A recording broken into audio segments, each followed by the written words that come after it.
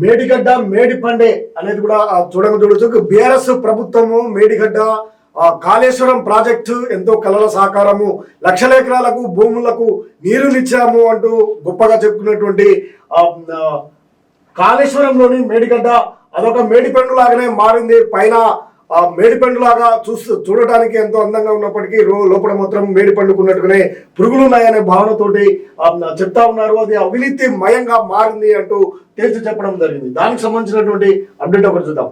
బ్యారేజీకి 3625 కోట్లు, అవినీతితో 3200 కోట్లు వృధా. అంటే 3625 కోట్లు బ్యారేజీకి అయితే 3200 కోట్లు వృధాగా అయిపోయిందట. ఎంత దారుణంగా నీటి అవినీతికి పాల్పడ్డారో మనకు స్పష్టంగా కనిపిస్తా ఉంది. 32 మంది అధికారుల పాత్ర, దీంట్లో 32 మంది అధికారుల పాత్ర ఉంది. బ్యారేజీ నిండా సమస్యలే, రిపేర్ చేసిన నిరుపయోగమే. విజిలెన్స్ ప్రాథమిక అంచనా, త్వరలోనే మధ్యంతర నివేదిక, మరమ్మతులకు 500 కోట్ల పైనే అంచనా వేసినటువంటి నిర్మాణ సంస్థ 3625 కోట్ల రూపాయలు దానికి ఖర్చు పెడితే 3200 కోట్లు దానికి వృధా అనట విజిలెన్స్ అధికారులు తేల్చెప్పారు. 32 మంది అధికారులు దీంట్లో పాత్ర ఉంది కీలకంగా. ఆ అధికారుల అధికారులు అవినీతిగా ఉండడం, ఆ ప్రాజెక్టు నిర్మాణంలో చేపట్టినటువంటి బడా కాంట్రాక్టర్లు కూడా అవినీతికి పాల్పడడం, కుమ్మక్కై ఈ బ్యారేజ్ కింద భారీ నష్టాన్ని కలగజేశాయని ఒక అంచనా వేయడం జరిగింది. ఇక దాన్ని మరమ్మతులు చేసినా ఉపయోగం లేదు, పూర్తిగా తొలగించి 500 కోట్ల రూపాయలతో కోట్ల పైన దాని మరమ్మతులకు అయ్యే అవకాశం ఉంది. కాబట్టి మరమ్మతులు చేసినా అది ఉపయోగం లేకుండా ఉంది అనేది స్పష్టంగా వారు పేర్కొన్నటువంటి ప్రధానమైనటువంటి అంశం. మేడిగడ్డ ప్రాజెక్టు నిర్మాణంలో జరిగినటువంటి అవినీతితో 32,000 కోట్ల వృధా అయినట్లు విజిలెన్స్ అండ్ ఎన్ఫోర్స్మెంట్ విభాగం ప్రాథమిక అంచనాకు వచ్చింది. ఈ వ్యవహారం 32 మంది అధికారుల పాత్ర ఉందని నిర్ధారించింది. తొలుత మరిన్ని బ్యాంకుల్లో సమస్యలు ఉన్నట్లు, అనేక బ్లాకుల్లో సమస్యలు ఉన్నట్టు ప్రాథమిక అంచనాలకు వచ్చిన ఇప్పుడు బ్యారేజీ మొత్తం సమస్యలు అన్నట్లు తేల్చింది. మరమ్మతులు చేసిన నిరుపయోగమని విజిలెన్స్ భావిస్తుంది. ఈ మేరకు ప్రభుత్వానికి త్వరలో మధ్యంతర నివేదిక అందజేసేందుకు సిద్ధమైందట. కాళేశ్వరం ప్రాజెక్టులో భాగంగా నిర్మించిన మేడిగడ్డ బ్యారేజ్ కుంగిపోవడంపై విజిలెన్స్ విచారణకు ఈ నెల 7న ప్రభుత్వ ఆదేశాలు జారీ చేసిన విషయం తెలిసిందే. ఆ తర్వాత రోజు నుంచే విజిలెన్స్ అధికారులు బృందాలుగా విడిపోయి విచారణను వేగవంతం చేశారు.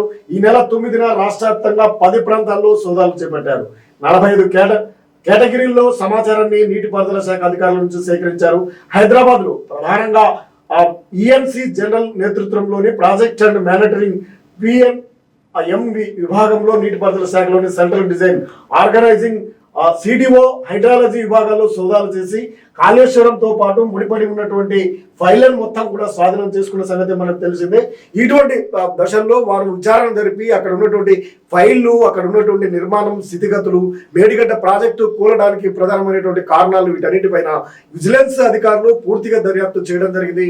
అక్కడ ఉన్నటువంటి చిన్న అంశాన్ని కూడా సూక్ష్మంగా పరిశీలించినటువంటి విజిలెన్స్ అధికారులు ఇది మొత్తం కూడా అవినీతి మయమైంది. దాదాపు 3200 కోట్ల రూపాయల అవినీతికి పాల్పడ్డారు. 32 మంది అధికారులకు ఇందులో పాత్ర ఉంది అని తేల్చి చెప్పినటువంటి విజిలెన్స్ అధికారులు దీనికి సంబంధించినటువంటి మధ్యంతర ఉత్తర్వులను కూడా, మధ్యంతర సంబంధించినటువంటి నివేదికను కూడా ఇవ్వడానికి సిద్ధమవుతూ గవర్నమెంట్ కు ఈ 2-3 రోజుల్లో చేపట్టే అవకాశం ఉంది. ఇది ఒక మేడిపండు లాగానే కనిపిస్తా ఉంది. కాళేశ్వరం ప్రాజెక్టు కలల సహకారం అంటూ కేసీఆర్ చెప్పారు. తన ఓను డిజైన్ కూడా అనేసార్లు చెప్పారు. ఇది గత ఎన్నికల్లో కూడా ప్రచారాస్త్రంగా మారింది. మేడిగడ్డ కూలిపోవడం అప్పుడే దీనికి సంబంధించినట్టు ఈ కాళేశ్వరంలో ప్రధానమైనటువంటి మేడిగడ్డ బ్యారేజ్ కూలడం కూడా రాజకీయ వర్గాల్లో ఇటు సంచలనాత్మకంగా మారింది. కేంద్ర విజిలెన్స్ అధికారులు కూడా పర్యవేక్షిస్తా ఉన్నారు. దీనిపైన జరిగినటువంటి అవినీతిపై ప్రజల్లో కూడా ఒక అభిప్రాయం ఉండేది. ఇప్పుడు విజిలెన్స్ అధికారులు తేలవడంతో దీంతో పూర్తి సమాచారం అయితే బట్టబయలైంది. ఇంకా అక్కడ ఉన్నటువంటి అధికారులపై కూడా చర్యలు తీసుకునే అవకాశం అయితే ఉంది. చర్యలు తీసుకొని మేడిగడ్డ ప్రాజెక్టు నిర్మాణాన్ని ఇంకా పకడ్బందీగా చేయాల్సినటువంటి అవసరం అయితే ఉంది.